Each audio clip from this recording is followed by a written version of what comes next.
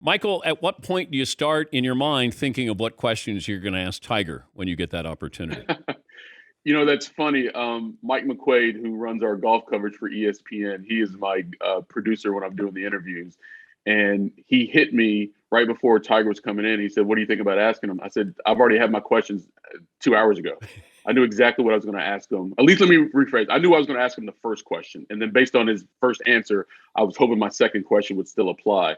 But because we've known so much about him and this story, Dan, um, it was pretty obvious what we wanted to get out of him, right? Was what it was like for him just being back there. And Tiger's always been guarded about his feelings. I tried to get him to break that for us a little bit. You saw the look on his face when he's walking towards the first tee. I thought that was very interesting, and I wanted to get a take out of that. And then also, it's like he always says, playing golf with my friends is one thing, tournament golf is something else. So, like, what did you learn in this tournament round that you couldn't learn about yourself or your game, for that matter, in those practice rounds? So I thought those two questions were layups, and I had them 2 hours ahead of time. Yeah, and the thing you got to worry about with Tiger is he can shut you down with a yes or a no.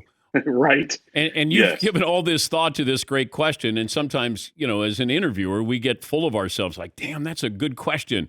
And he's going to crush it. And then all of a sudden he goes, no or yes. And you're like, okay, now you got to rally. It almost feels like you get in a situation like that where you don't want the interview to end because you do have this magical moment and he's giving you things. It feels like he's actually talking to you, not sort of, regurgitating something. Did you Yeah, get that sense?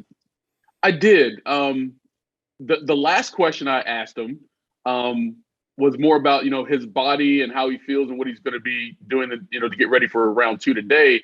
And that's where he kind of shut me down a little bit with his little things like a lot of ice. That was the answer. A lot of ice between the next 16 to 18 hours.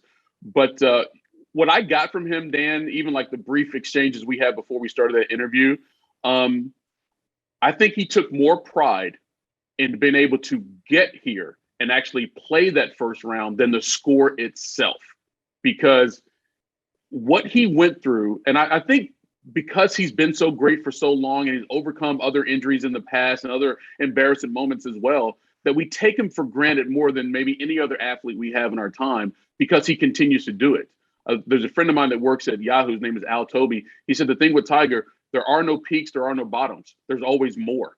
And he keeps giving us more, and we take it for granted. But for him personally, he knew what he went through to get back there to that opening tee shot on Thursday, and there was a lot of pride that he carried with him as he walked off that 18th green.